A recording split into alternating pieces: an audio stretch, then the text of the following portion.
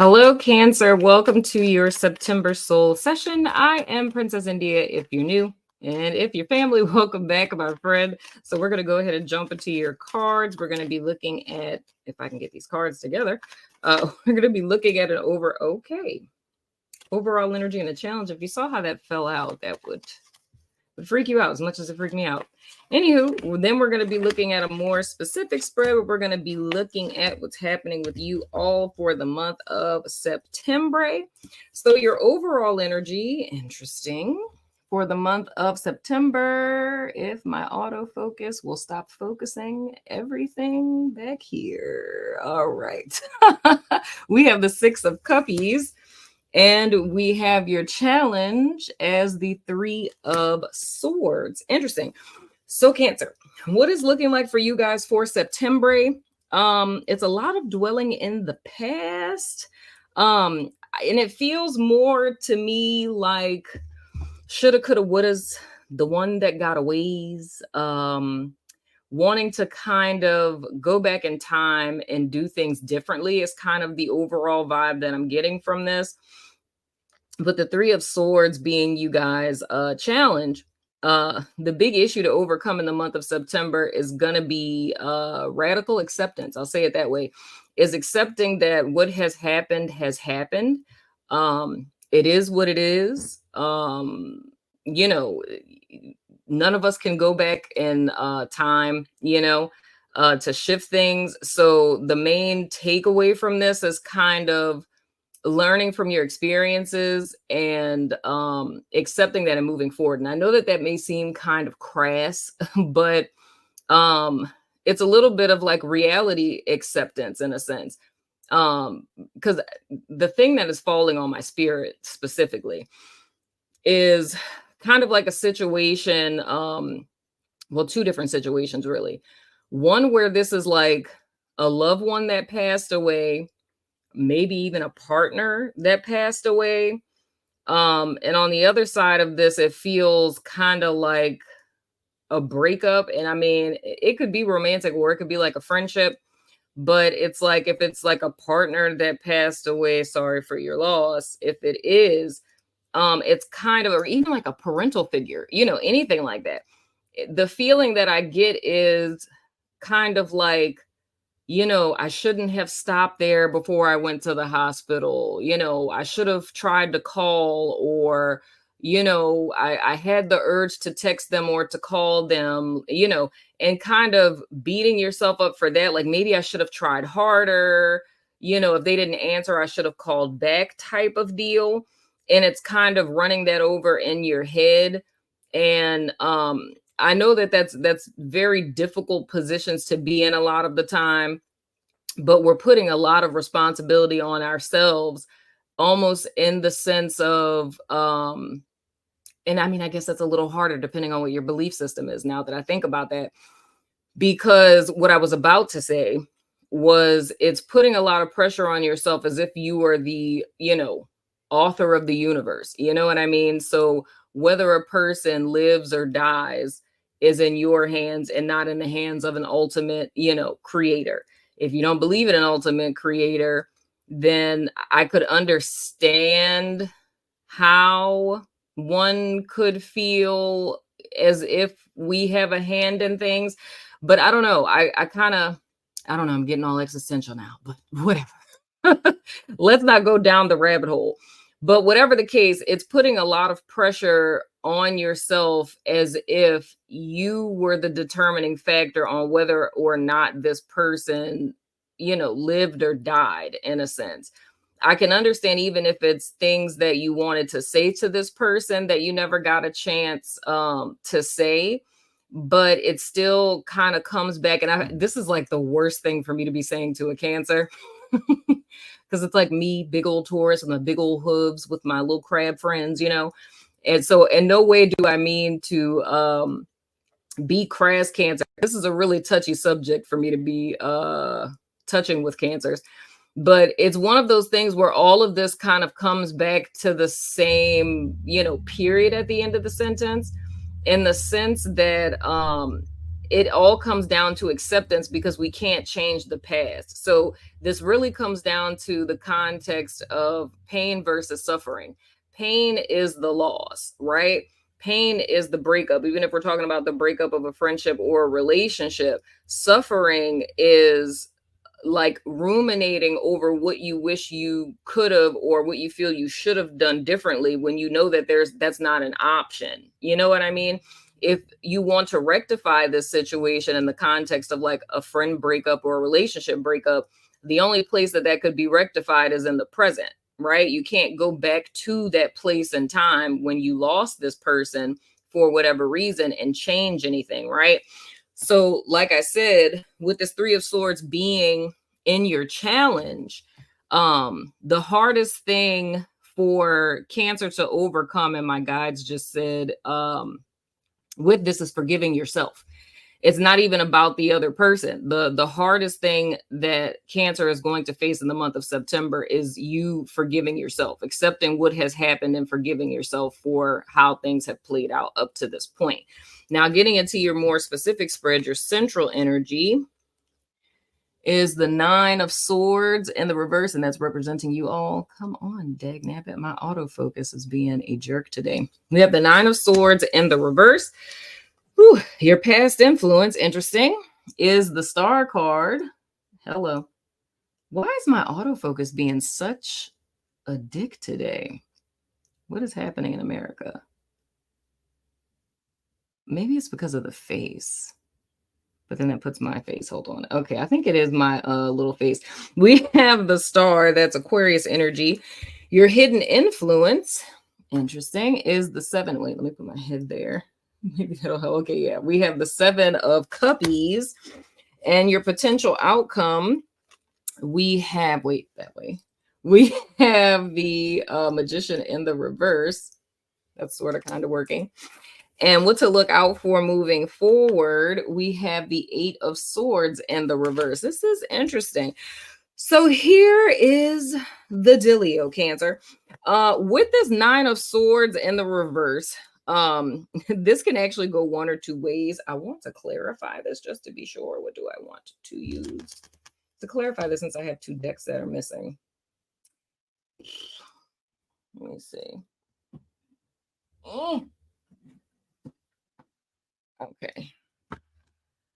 Two of my decks are missing and I have no idea where they are. Let me clarify this, because this can go one or two ways with this Nine of Swords in the reverse. So I just want to clarify this to be sure which way we are leaning. This Nine of Swords in the reverse. Okay.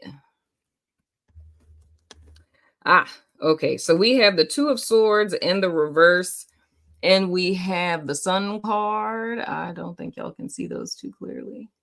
I think that's as good as it's going to get. First, it was my lighting, and now it is my autofocus. I don't know what's happening in America.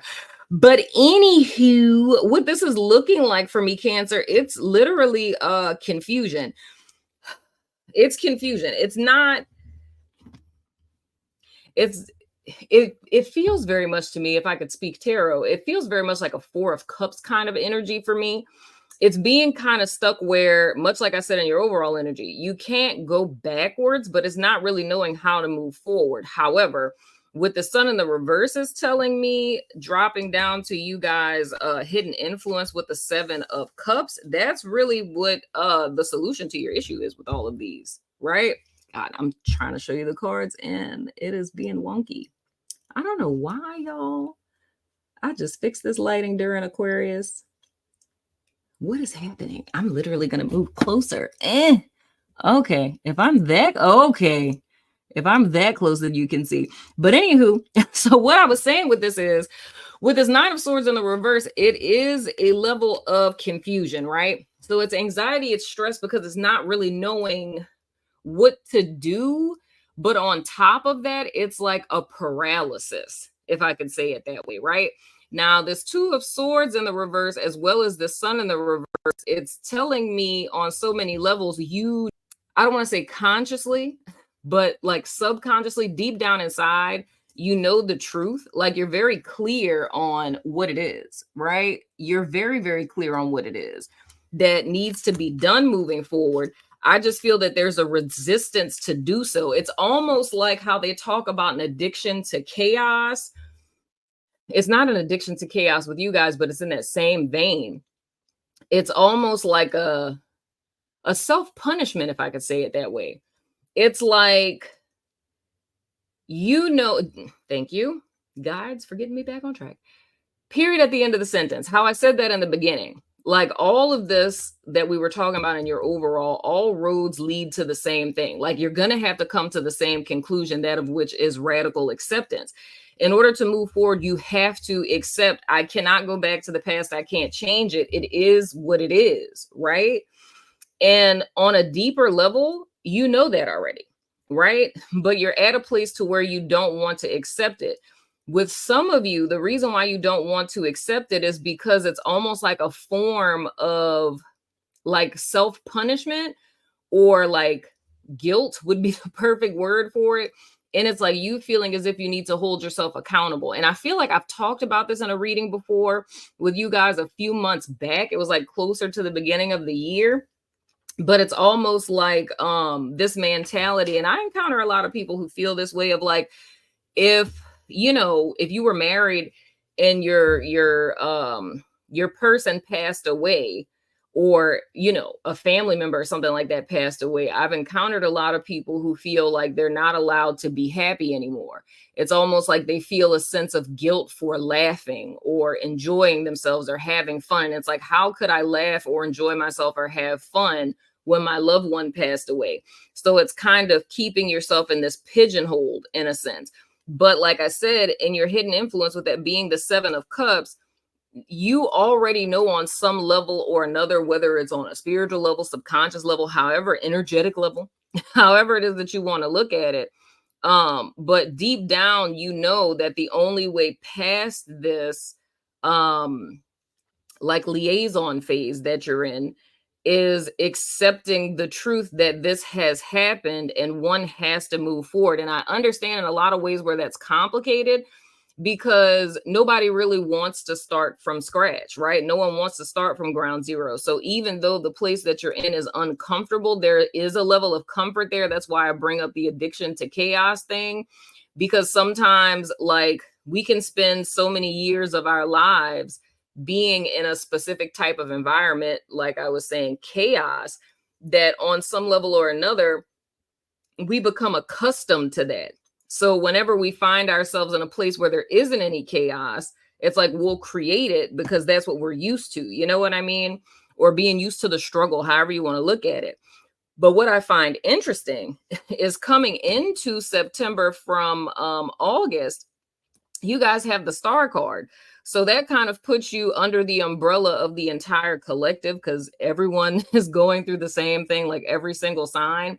But in August, the latter part of August coming into September, you guys have aligned with your path and your purpose. So whether you're aware of it or not, Cancer, it's like this is, we could say your season. It's like it's a shift. You are more or less, and what I've likened it to is this Pluto thing that happened. Like Pluto went back into Capricorn on the 1st of September. And that was like a big end of an era for a lot of people, because Pluto isn't going to be, it went from Aquarius into Capricorn, I think. But I think that's what it was in. But anyway, with this in particular, yeah, I think it was an Aquarius. But anyway, and that's interesting because this is an Aquarius card. But anywho, trying not to get sidetracked. But the whole thing is, this isn't going to happen. Like Pluto isn't going to be in Capricorn again for like another 230 something years. You know what I mean? So by that time, all of us are going to be unalived, maybe reincarnated. We'll see. You know what I'm saying? So this is an epic shift for a lot of people. So I feel that's where the Star card is kind of coming in. It's like you guys have entered into the alignment with your higher self. That's really what the Star is speaking about. Like the fulfillment of the comes because you are in alignment with yourself, and because you are abundance, you thus draw in abundance, right? Like the things that are reflective of you. So I find it fascinating that with such a great card coming into this space, it's kind of me seeing you guys in the middle path of what I'm trying to, or have been trying to forewarn the other signs about. It's more or less, Cancer, energetically, you are in the right place. And the only thing that could take you off course with what it is that's for you is this energy that you're in. And that's pretty much what I've been saying for every other sign for the month of September. Is like, hey, this big, great blessing is coming in. This new opportunity is coming in. This, major cycle for you is ending. But the only thing standing between you and everything it is that you want is literally yourself. It's like, this is going to work like a charm unless you undermine your own progress. And that's kind of what I'm seeing with you guys. So whatever happened in the latter part of August coming into September, it put you on a trajectory for the right path. And honestly, that could be the trigger, Cancer. It could be that things are working out for you so well. It's almost like a sense of guilt that you feel, almost like you don't deserve it in a sense. And that caused all of this, energy from your past to come up, right? But there's more or less what I would say the goal of this is to integrate it. Something that I often say in therapy with grief, it's like whenever there's a loss, right? It's like a giant hole in the ground, right?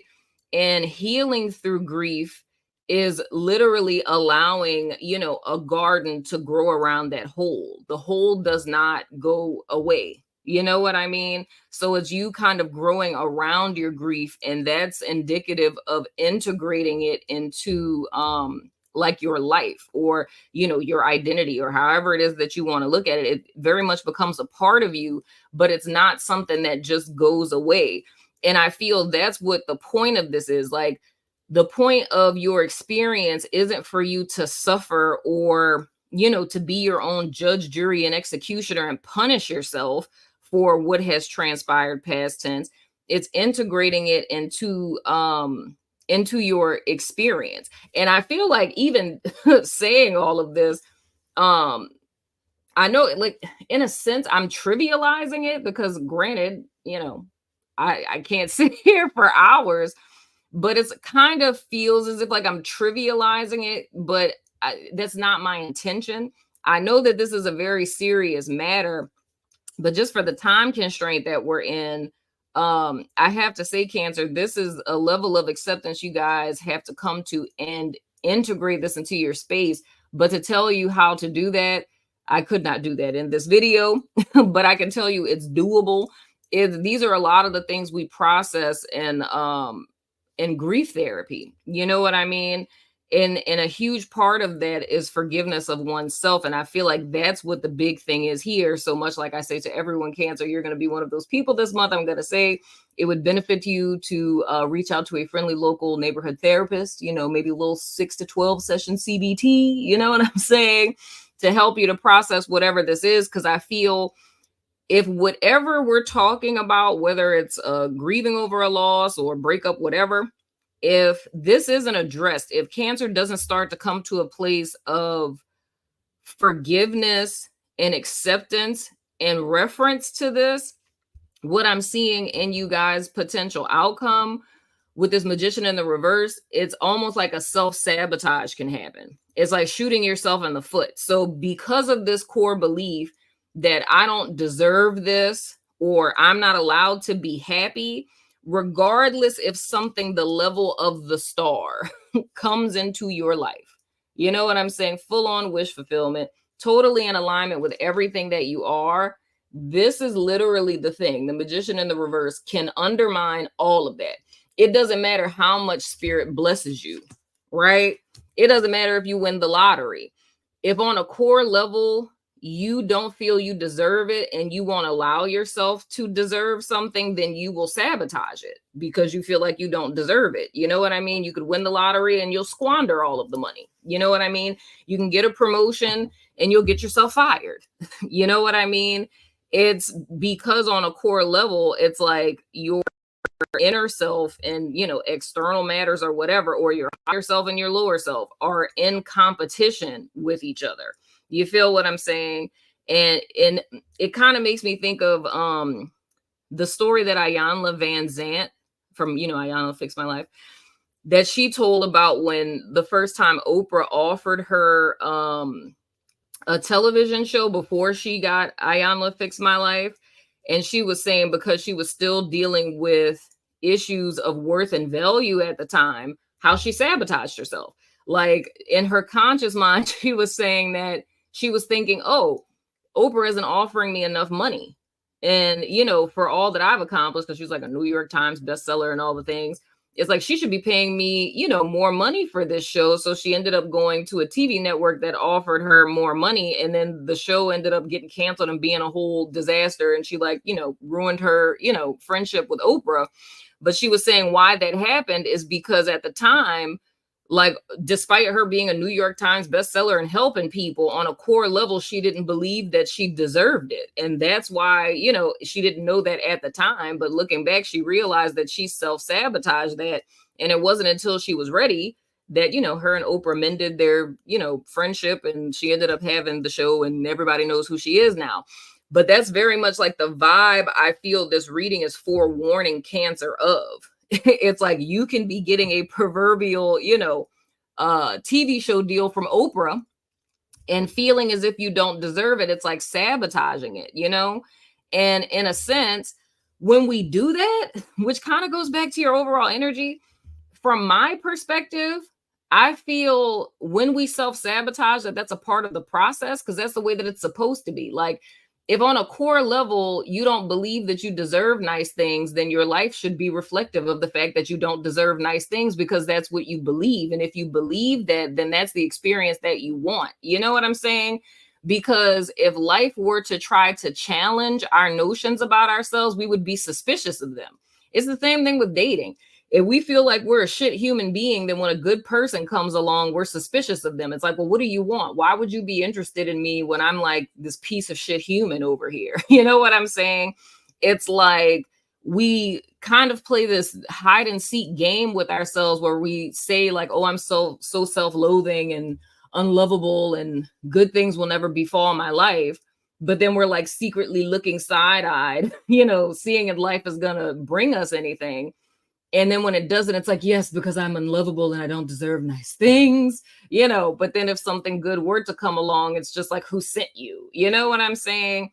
But I feel that's a part of the process. It's like, we have to come to that radical acceptance, or like I said, with Ayanna Van Zant, we have to be offered those once in a lifetime seeming opportunities. That's what this 6 of Cups and this 3 of Swords and this 3 of Swords and the challenge, that's what that's saying to me. I feel whatever it is you guys are kind of dwelling on is kind of like Ayanna's Oprah situation, right?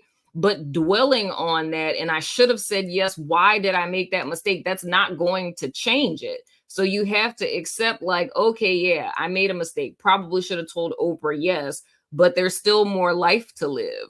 So it's choosing to continue forward. You know what I mean? But until you accept, you're not going to be able to progress forward. But I feel like the thing that is imperative to accept this now is because the stars are bomb ass energy to be here.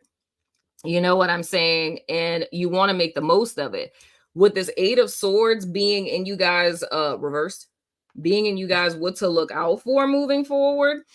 I feel like this is just kind of a rehearsal of what I'm seeing throughout this entire reading, Cancer. It's just the fact that this can go one or two ways, right? It's the fact that if you align with the star energy that's here and you grant yourself acceptance, you're going to be set free from a mental prison, right? That's your opportunity this month. However, if you don't, you're going to find yourself right back in the prison that you've been let out of. You know what I'm saying? So it's giving you the option. And I feel this is also stressing that the only person to get you out of this is you. Like, there's not going to be somebody else that comes along, like I was saying before, trying to convince you, right? It's like the universe, this is like a whole little baby lecture. The universe only reflects back to us what we are and the experience that we want to have. It's like spirit is not a puppet master. You know what I'm saying? That's like, oh wow, they're praying and manifesting really hard. Like they still hate themselves though, but let me give them what they're trying to manifest with those affirmations in the mirror every morning, trying so hard. That's not how it works. It's like life is going to continuously reflect us. You know what I mean? So this is a huge lesson in the sense of if you want things to be different, you have to be different. And as long remain the same as long as your life is going to remain the same. You know, it's like life is not going to prove you any different. And I mean, that's like the same definition of like what faith is, right? It only has to be the size of a mustard seed. You know what I mean? And that's for the, you know, I want to forgive myself. I love myself, whatever. It's like your faith in whatever it is that you're calling into your life, it only has to be the size of a mustard seed. And if you got the star here, then your mustard seed was good enough, right? So you just don't want to squander that, you know, by you calling something in and now bastardizing your manifestation and being suspicious of your manifestation and squandering it, right? I hope and pray that that makes sense, Cancer, because this took an interesting turn. But I'm going to throw the dice of resonance. You can go ahead and ask a yes or no question. I know this was going to be that long, child. Ask a yes or no question. All right. We have Aquarius, we have female, we have Cancer, we have rising and lover. And the answer to your question is yes. I don't know why I'm trying to show it to you like my autofocus is working. Oh, wow, it is. Okay. So we have Aquarius, Cancer, rising. So they can be Aquarius, rising, or Cancer, rising, female, lover. And the answer to your question is yes. So Cancer, that has been your soul session for September. Let me know what you think in the comments. And as always, I love your freaking face.